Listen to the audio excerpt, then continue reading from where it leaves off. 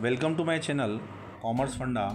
आज का जो हमारा टॉपिक है वो है कंज्यूमर प्रोटेक्शन एक्ट। यह एक्ट जो है वो कंज्यूमर और कस्टमर बेस्ड है, उनको प्रोटेक्ट करने के लिए यह एक्ट 1986 24 दिसंबर को बनाया गया था। इस एक्ट को समझने से पहले हमें सेल ऑफ गुड एक्ट 1930 और MRTP एक्ट 1969 एक्ट को समझना चाहिए। सेल ऑफ गुड एक्ट का जो फोकस था, बायर बी अवेयर, जब भी माल खरीदा जाएगा उस समय क्रेता को सावधानी रखकर माल को खरीदना है। सेलर अपने बेसिस पे, चाहे वो प्रोडक्ट अच्छा हो या ना हो, वो प्रोडक्ट बायर को बेचेगा। इट मीन्स बायर को बहुत ही सोच समझकर उस प्रोडक्ट को खरीदना चाहिए। बायर बी अवेयर इसलिए कहा गया है। MRTP 1969 जो एक्ट बनाया गया है वह मोनोपोली रिस्ट्रिक्टिव ट्रेड प्रैक्टिस है। वहाँ पर कोई सेलर अगर मान लीजिए मोनोपोली मार्केट में करता है तो उसको रोकने के लिए यह एक्ट बनाया गया है। अब दोनों एक्ट जो बनाए गए थे उसके बाद में, ये दोनों एक्ट को बनाने के बाद में ये लगा कि कस्टमर के लिए कोई एक्ट इस प्रकार से नहीं बनाया है, तो इसलिए इंडिया में कंज्यूमर प्रोटेक्शन एक्ट 1986 जो है वो बनाया गया है।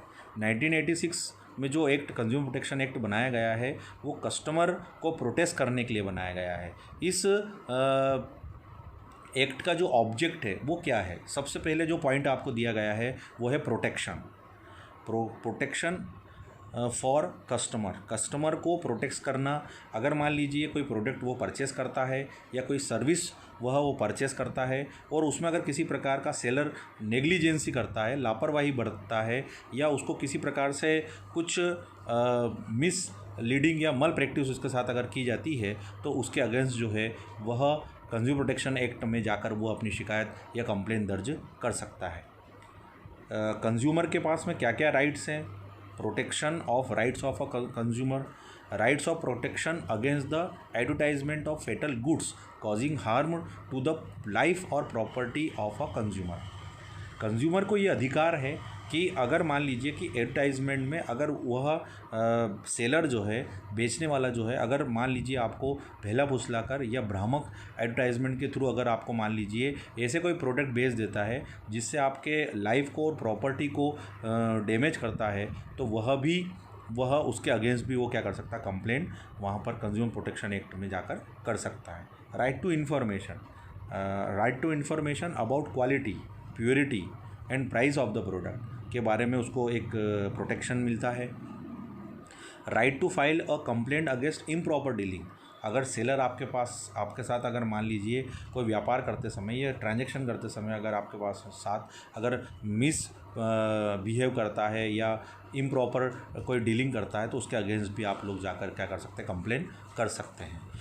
टू गेट कंजम्पशन एजुकेशन या कंज्यूमर एजुकेशन, ये जो चैप्टर आपके कोर्स में रखा गया है उसके पीछे ही ये ऑब्जेक्टिव है, क्योंकि वी आर कंज्यूमर, हम लोग सब कंज्यूमर हैं और कंज्यूमर के साथ में होने वाली जो भी मान लीजिए प्रॉब्लम है तो उसके लिए एक एक्ट बनाया गया है जिसमें आप एक CPA एक्ट बनाया गया है जिसमें आप उसकी कंप्लेंट कर सकते हैं। Right to settlement and compensation in case of suit. अगर किसी प्रकार से कोई आपके साथ में अगर मान लीजिए कि प्योरिटी को लेके, क्वालिटी को लेके, या मान लो फेटल गुड्स, या अगर कोई ऐसे एडवर्टाइजमेंट आपको जिससे आपको कन्फ्यूज़न हुआ है और आपने उस प्रोडक्ट को परचेस करा है और उसमें वो फैसिलिटी प्रोवाइड अगर नहीं दी गई है उस प्रोडक्ट में या सर्विस में, तो उसके अगेंस्ट आप क्या कर सकते हैं, कंपनसेशन जो है वो सेलर से क्या कर सकते हैं, ले सकते हैं। इस ऑब्जेक्ट को बनाने के पीछे, इस एक्ट को बनाने के पीछे एक ऑब्जेक्टिव ये रखा गया है कि इसमें 3 अलग अलग बैरियर्स हैं, हर्डल्स हैं, जहाँ पर आप अपनी इंस्टीट्यूशन के थ्रू क्या कर सकते हैं, कंप्लेंट कर सकते हैं। डिस्ट्रिक्ट फोरम है, स्टेट कमीशन है, नेशनल कमीशन है, वहाँ पर जाकर आप अपनी शिकायत जो है वो दर्ज करवा सकते हैं, कंप्लेंट कर सकते हैं। चीप एंड अर्लियर जस्टिस, इस एक्ट को बनाने के पीछे ऑब्जेक्टिव यह है कि आप छोटी से छोटी शिकायत को कोर्ट में जाके आप उसके लिए सूट नहीं करेंगे। आप उसके लिए एक फोरम बनाया गया है, कमीशन बनाए गए हैं जिसमें आपको सस्ता और आसान तरीके से जो है वो आपको जस्टिस जो है, न्याय जो है वो मिलेगा। मीनिंग ऑफ कंज्यूमर, इसमें कंज्यूमर जो है वो दो प्रकार के बताए गए हैं। कंज्यूमर एक तो गुड्स से रिलेटेड होता है, एक सर्विस से रिलेटेड होता है। अगर आप कोई प्रोडक्ट परचेस करते हैं तो आप गुड्स कंज्यूमर कहलाएंगे। अगर आप कोई सर्विस प्रोवाइड करते हैं, सर्विस जैसे आप होटल में खाना खाने गए हैं या होटल में रुके हैं या आपने कोई आपने ट्रांसपोर्ट की फैसिलिटी ली है या आपने कोई ट्रैवलिंग की है, बस से ट्रैवल करा है या आपने प्लेन से ट्रैवल करा है और उसमें अगर किसी प्रकार के आपके मान लीजिए टेलीफोन की कोई प्रॉब्लम है, मान लीजिए डिश टीवी, क्योंकि वो भी सर्विस प्रोवाइडर है, उसमें अगर आपको कोई प्रॉब्लम आती है तो उसकी कंप्लेंट जो है आप लोग कंज्यूमर फोरम में जाके वहाँ पर कर सकते हैं। अब एक जो पॉइंट इसमें आया है,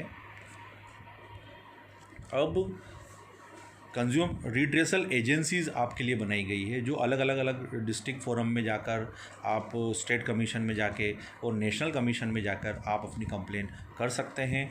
डिस्ट्रिक्ट फोरम जो होता है उसका कंपोजिशन, उसका निर्माण कैसे होता है, उसका फॉर्मेशन कैसे होता है, उसकी अवधि, उसका टेन्योर कितने समय का रहता है, उसमें उसकी लिमिट क्या है, जुरिडिक्शंस क्या हैं, उसके लिए ऑर्डर्स क्या वो रिलीज़ करता है। तो यहाँ पर जो सबसे पहले डिस्ट्रिक्ट फोरम है उसको हम लोग समझेंगे। सबसे पहले दे रखा है composition, there will be a chairman. सबसे पहले इसमें एक चेयरमैन होगा और उसके साथ में 2 मेंबर्स और होंगे, मतलब 1+2 3 लोगों का एक ऑर्गेनाइजेशन होगा, एक ग्रुप होगा और उसमें एक बताया गया है कि एक फ़ीमेल का होना क्या है, ज़रूरी है। अब ये इसका जो टेन्योर होगा, इसका जो समय रहेगा वो कितने साल रहेगा, तो ये जो ग्रुप डिस्ट्रिक्ट फोरम जो बनाया गया है उसका जो टेन्योर है वो 5 साल का रहेगा।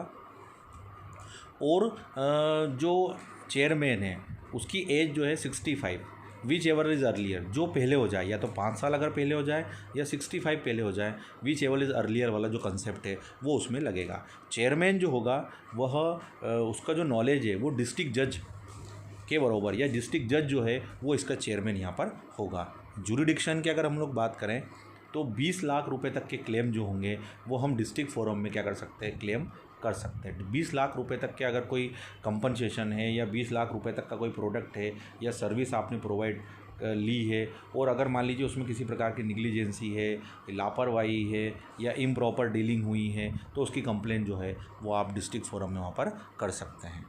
Order of the district forum, अब ये क्या ऑर्डर निकाल सकती है, to remove the defect of the goods. जो आपका ख़राब प्रोडक्ट है उसको आपको हटाना पड़ेगा, उसको चेंज करके देगा वो। The action defective goods with right types of goods, वो आपको सही जो माल होगा वो एक्सचेंज करके देगा।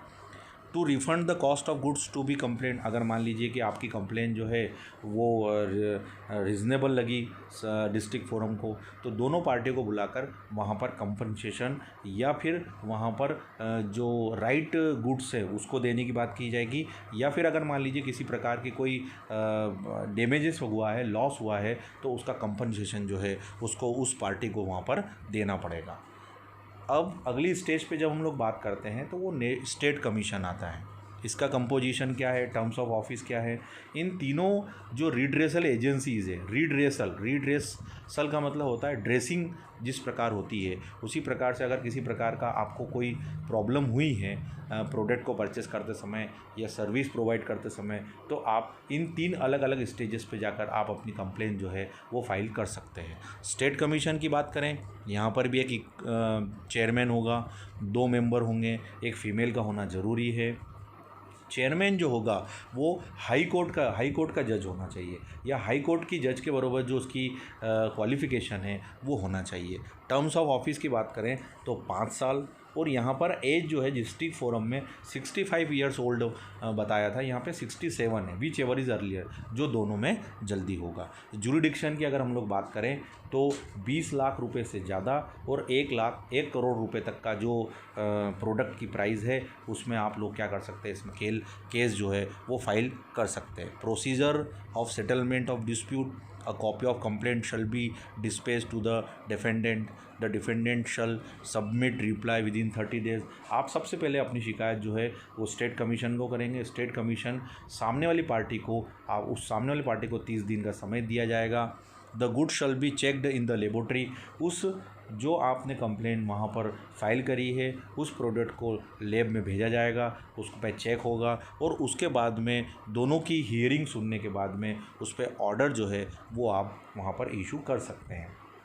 इसमें एक बात मैं और बताना चाहूँगा, डिस्ट्रिक्ट फोरम में आप मान लीजिए कि अगर आप अपनी बात रखते हैं और अगर आपको मान लीजिए उसमें लगता है कि मेरे साथ जस्टिस नहीं हुआ है तो आप स्टेट कमीशन में जा सकते हैं। स्टेट कमीशन में अगर आपका कोई लगता है कि अगर आप ये जो टाइम पीरियड रहेगा ये 30 डेज़ का रहेगा, जब आपका डिसीजन आएगा उसके 30 डेज़ में आप लोगों को आगे जो है वो फाइल जो है कंप्लेन जो है वो फाइल वहाँ पर करना है।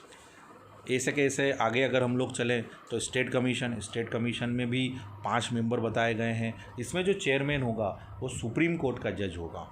इसमें भी 5 साल टेन्योर रहेगा और 70 years old which ever is earlier, जो दोनों में पहले हो जाएगा वो आपको वहाँ पर एप्लीकेबल करना पड़ेगा। जूरिडिक्शन की अगर हम लोग बात करें तो जूरिडिक्शन में डिस्ट्रिक्ट फोरम में 20 लाख रुपए तक का था, स्टेट कमीशन में 1 करोड़ रुपए तक की लिमिट बताई गई थी और नेशनल कमीशन में 1 करोड़ रुपए से ज़्यादा का अगर कोई केस होगा तो वह नेशनल कमीशन में उसको हम लोग क्या करेंगे, फाइल करेंगे। दोनों की हियरिंग प्रोसेस तकरीबन सभी की एक जैसी रहेगी।